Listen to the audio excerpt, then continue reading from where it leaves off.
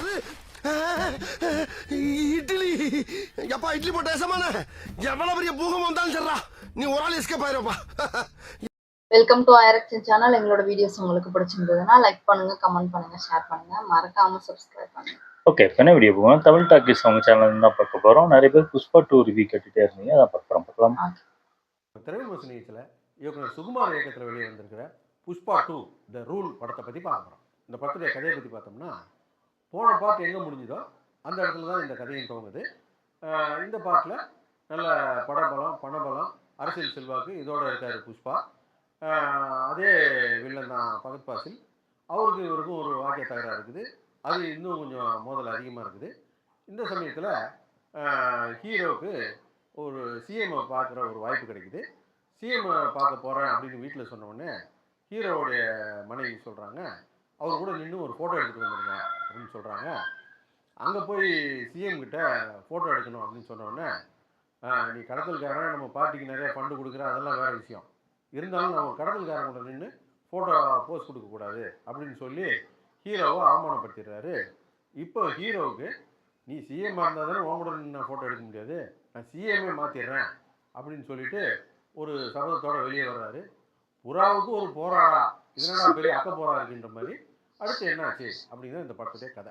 ஏற்கனவே வந்த புஷ்பா ஒன்று எதுக்கு ஓடிச்சுன்னே தெரியல. அதுவே ரொம்ப தெலுங்கு படமாக இருக்கும். உலகத்தில் வந்து அத்தனை மாஸ் மசாலா படத்தையும் போட்டு கலந்து ஒரு மசாலா படமாக எடுத்து வச்சுருப்பாங்க. சரி, இரவாவது கொஞ்சம் யோசிச்சு நல்லா எடுத்து வச்சுருப்பாங்கன்னு பார்த்தா இது அதை விட மசாலாவாக எடுத்து வச்சுருக்காங்க. உதாரணத்துக்கு இந்த படத்துடைய ஃபஸ்ட்டு சீன் சொன்னாலே போதும். ஜப்பானில் ஒரு ஹார்பர் காட்டுறாங்க. அந்த ஹார்பரில் கண்டெய்னர்லாம் லோட் பண்ணிக்கிட்டு இருக்காங்க கிரெயினில். ஒரு கண்டெய்னர் மட்டும் ஓவர் லோடுன்னு காட்டுது, மேலே ஏற மாட்டேங்குது அந்த கண்டெய்னரு. அது கீழே விழுது. கீழே உடஞ்ச உடனே அதுலேருந்து செம்மரக்கட்டையெல்லாம் வெளியே வந்து விழுது. இதை பார்த்துட்டு அந்த ஜப்பான்காரனுங்க செம்மரக்கட்டை வந்து விழுதுன்ட்டு அவங்க பாஸ்கிட்ட சொல்லிடுறாங்க. அவன் கிளம்பி வர்றான். ஒரு படையோடு வந்து பார்த்த உடனே, சார் உள்ளே செம்மரக்கட்டை மட்டும் இல்லை, உள்ளே ஒரு ஆள் இருக்கான் அப்படின்னு ஒன்று. ஏண்டா, இந்த கண்டெய்னர் வர்றதுக்கே 45 நாள் ஆகும், 45 நாளாக ஒருத்தன் சாப்பிடாம கொள்ளாமல் வந்திருக்கானா அப்படின்ட்டு அவன் ஜப்பான்காரன் தமிழில் பேசிக்கிட்டு இருக்கான். உள்ளேருந்து வந்தவர் பார்த்தா இவர் அவங்கள்ட்ட ஜாப்பனீஸில் பேசிக்கிட்டு இருக்காரு.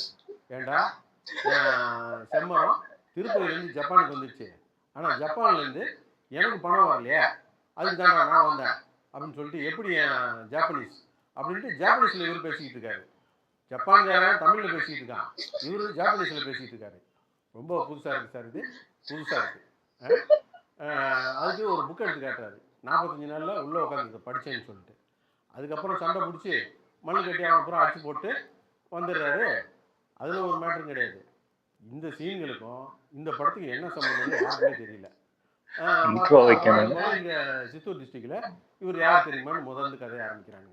இந்த முதல்ல இந்த ஒரு 10-15 நிமிஷம் சீனை தவிர்த்துட்டு பார்த்தோம்னா மற்ற சீன்லாம் ஃபர்ஸ்ட் ஹாஃபில் நல்லா இருந்ததுன்னே சொல்லலாம். குறிப்பாக இந்த புஷ்பா போயிட்டு சிஎம் சந்திக்கிற சீனு, அப்புறம் ராவ் ரமேஷ் போயிட்டு ஃபகத் பாசில தனியாக ரூமில் சந்திக்கிற சீனு, அப்புறம் ஃபகத் பாசிலுக்கும் ஹீரோவுக்கு இருக்கிற அந்த ஈகோ கிளாஷு, அப்புறம் ஹீரோ வந்து மன்னிப்பு கேட்குற சீனு, இன்ட்ரோல் பிளாக் எல்லாமே நல்லாவே இருந்தது. அந்த முதல் சீனை தவிர ஃபர்ஸ்ட் ஹாஃபில் எல்லாமே ஒரு நல்ல கிரிப்பிங்கான சீனாக இருந்தது, நல்லாவே இருந்தது. செகண்ட் ஹாஃபு அதுக்கு நேர் எதிர்மாறாகி போச்சு. காரணம் என்னென்னா, செகண்ட் ஹாஃபில் ரொம்ப சீன்ஸே கம்மி. ஒவ்வொரு சீனும் லென்த்தாக எடுத்து வச்சுருக்காங்க. உதாரணத்துக்கு சொல்ல போனால், ஃபகத் பாசில்கிட்ட சவால் விட்டு உன் கண்ணு முன்னாலே நான் எப்படி கடத்துறேன் பாரு அப்படின்ட்டு ஒரு கடத்தல் வேலை பண்ணுறாரு. அது ஒரு 1/2 மணி நேரம் ஓடுது. அப்புறம் பார்த்தா ஒரு கோயிலில் பொம்பளை வேஷம் போட்டுக்கிட்டு ஒரு டான்ஸ் ஆடுறாரு. அங்கேயே ஒரு சென்டிமெண்ட் சீன் போகுது, அங்கேயே ஒரு பெரிய ஃபைட் சீன் போகுது. இதுவே ஒரு சீனே ஒரு பெரிய சீனாக இருக்குது. அப்புறம் பார்த்தோம்னா இந்த படம் முடிவில் ஃபகத் பாசிலுக்கும் இவருக்கும் என்ன மோதல் எங்கே போய் முடிய போகுது அப்படின்னு நம்ம நினச்சிக்கிட்டு இருந்தோம்னா, அதெல்லாம் விட்டுவிட்டு எம்ஜிஆர் காலத்து குடும்ப சென்டிமெண்ட் படத்தை எடுக்க ஆரம்பிச்சிட்டாங்க. ஒரு 20 நிமிஷம் பார்த்தீங்கன்னா சென்டிமெண்ட்டை பொழியிறான். ஒரு பொண்ணை கடத்தி கொண்டு போய் வச்சுக்கிறானுங்க, ஹீரோ போய் சண்டை போட்டு காப்பாற்றுறாரு. இதெல்லாம் வந்து ஒரு ஐதரலி காலத்து சீனு. அப்புறம் பிரிஞ்ச குடும்பம் ஒன்று சேர்ந்துச்சா இல்லையான்றது, இதெல்லாம் புஷ்பா படத்துக்கு தேவையா? இந்த படத்துக்கு இது கிளைமேக்ஸ் இல்லைல்ல. படத்தை எப்படி ஆரம்பித்தோம்? ஒரு பெரிய கடத்தல்காரன், அவன் ஒரு டஃப்பான ஒரு போலீஸ் அதிகாரியை எதிர்த்து நிற்கிறான். இவங்க 2 பேருக்குள்ள மோதலாக தானே படத்தை காட்டணும். அந்த கதையை தூக்கி ஓரமாக வச்சுக்கிட்டு குடும்ப சென்டிமெண்ட்டு அது இதுன்னு போட்டு புதுசாக ஒரு வில்லனை கொண்டு வந்து இன்ட்ரடியூஸ் பண்ணுறாங்க. இல்லை யார் தெரியுமில்ல, ஜெகபதி பாபு. அப்போ படம் எப்படி இருந்தது? அதான் இந்த கிளைமேக்ஸ் ஃபைட்லாம் பார்த்தீங்கன்னா யாரை பார்த்தாலும் கழுத்தை கடிச்சு கரும்பி வச்சு போடுறாரு. ஆமா ஆமா குடும்ப சென்டிமெண்ட்டை பொழிஞ்சு அழகாட்சி படமாக எடுத்து வச்சுருக்காங்க. வழக்கமாக இந்த படங்களை சொல்லுவாங்கல்ல, இந்த மொத்த படத்தையும் ஹீரோ ஒரு ஆள் தன்னுடைய ஷோல்டரில் தாங்கினாருன்னு. இந்த படத்தில் நம்ம அதை ஒத்துக்கிட்டு தான் ஆகணும். தாங்கி தாங்கி ரொம்ப சைடு வாங்கிட்டு இருப்பாரு இந்த படத்தில். நிச்சயமாக ஹீரோவை பாராட்டி தான் ஆகணும். அது மட்டும் இல்லாமல் இந்த படம் டெக்னிக்கலாக ரொம்ப ஸ்ட்ராங்கான படம். நல்ல ஒரு பிரம்மாண்டமான படமாக கொடுத்துருக்காங்க. பிரம்மாண்டம்னா தமிழ் படத்து பிரம்மாண்டம் மாதிரி கிடையாது. மொத்த பட்ஜெட்டையும் ஹீரோ டெக்னீஷியன்லாம் பங்கு போட்டு மிச்சம் மீதி காசில் இந்த ஒர்க் ஃப்ரம் ஹோம் மாதிரி வீட்டிலே உட்காந்து க்ரீன் மேட்டில் படம் எடுப்பாங்கல்ல, அந்த மாதிரிலாம் எடுக்காமல் நல்ல லைவ் லொக்கேஷனில் க்ரௌடு பெரிய பட்ஜெட்டில் படத்தை எடுத்துருக்குறாங்க. பார்க்க பிரம்மாண்டமாக இருக்குது படம். அந்த வகையில் இந்த படத்தை பாராட்டி தான் ஆகணும். தமிழில் ஓட்டிட்டாரு. இந்த பாட்டெல்லாம் பெரிய ஒரு பலமாக இருந்தது. அந்த அளவுக்கு இந்த படத்தில் பாட்டெல்லாம் பெருசாக அமையலை. இருந்தாலும் இது ஒரு ஓகேமான பாட்டாக இருக்குது. ஆனால் எப்படி பார்த்தாலும் இது ஒரு டப்பிங் பாட்டு பார்த்த மாதிரி தான் இருந்தது. இது மொத்தத்தில் இந்த படம் எப்படி இருக்குது அப்படின்னு கேட்டால், நம்ம ஏற்கனவே சொன்ன மாதிரி இந்த படத்துடைய ஃபஸ்ட்டு பாட்டு எதுக்கு ஓடிச்சுன்னு தெரியல, அதை வெறும் வெத்து பில்டப்லேயே ஓட்டியிருப்பாங்க.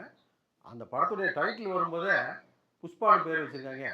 இது வந்து ஹீரோயின் பேராக தான் இருக்கும். ஹீரோ வந்து புஷ்பா புருஷனாக இருப்பார் அப்படியே நினச்சி போய் படம் பார்த்தா புஷ்பராஜ் அவர் பேர். புஷ்பானா யார் தெரியுமாடா, ஃபயர்ரான்னு உயிர் எடுத்தானுங்கல்ல, வைல்டு ஃபயர்ரா, இன்டர்நேஷனல்ரா, அப்படிரா இப்படிரான்னு வெறும் பில்டப்பாக கொடுத்துக்கிட்டு இருக்கானுங்க. அதை தாங்கிறதுக்கு உங்களுக்கு மன உறுதி இருக்கான்னு பார்த்துக்குங்க. இந்த படத்துடைய டியூரேஷனை வந்து வெளியிடும்போது திக்குன்னு இருந்துச்சு. 200 நிமிஷம், அதாவது 3 மணி நேரம் 20 நிமிஷம் ஓடக்கூடிய படம். நிச்சயமாக நம்மளை சாவடிக்கு போகிறாங்க அப்படின்னு நினச்சி தான் இந்த படத்தை போய் பார்த்தோம். ஃபர்ஸ்ட் ஹாஃப்லாம் பொறுத்தளவுக்கு நிச்சயமாக நல்லாவே இருந்தது. செகண்ட் ஹாஃபில் ஒன்றும் இல்லைன்னு வச்சுங்க. முழு படமாக பார்க்கும்போது பெருசாக உடம்பு வலியோ தலைவலியோ இல்லை. ஆனால் மொத்த படத்தையும் பார்த்து முடிச்சதுக்கப்புறம் ஏன் இந்த படத்தை பார்க்கணும் அப்படிங்கிற எண்ணத்தை தான் ஏற்படுத்திச்சு. அதுக்கப்புறம் அவங்க இஷ்டம். அதான் இருந்துச்சு. ஆனா எனக்கு தெரிஞ்சு ரொம்ப அடி பொழப்பாருன்னு நினைச்சேன். ஓரளவுக்கு சாதாரணமா தான் சொன்ன மாதிரி இருந்துச்சு. சொன்னாலும் அங்க பயங்கரமா ஓடிடுச்சு. இங்க தான் நல்லாதான் பார்க்கணும். அது என்னதான் சொன்னாலும் புஷ்பா 1 அது வந்து நம்ம ஃபுல்லாவே அது இங்கேயும் அதே மாதிரி ஒரு படம் வந்திருக்கு. ஆனா இங்க என்னன்னா புஷ்பால பாத்தீங்கன்னா கடத்தல் வந்து அங்க ஹீரோவா இருக்காரு, இங்க அது வில்லனா காட்டிட்டு இருக்காங்க. அவ்வளவுதான் தவிர்த்து வேற ஒண்ணும் வித்தியாசம். ஆமா, அதையே ஹீரோவா ஆக்கிட்டாங்க. இங்க வில்லனா இருந்தவரை ஹீரோவாக்கி தெரியல. அதான் எனக்கு தெரிஞ்சு பார்ட் 3 எடுப்பாங்களா என்னன்னு தெரியல. ஆனா 2 பயங்கரமா ஓடினால கண்டிப்பா எடுக்க வாய்ப்பு இருக்கு எனக்கு தெரிஞ்சு. நல்லா இருந்துச்சு. ஓகே, என் வீடியோஸ் உங்களுக்கு பிடிச்சிருந்தா லைக் பண்ணுங்க, ஷேர் பண்ணுங்க, கமெண்ட் பண்ணுங்க, மறக்காம சப்ஸ்கிரைப் பண்ணுங்க. எல்லாருக்கும்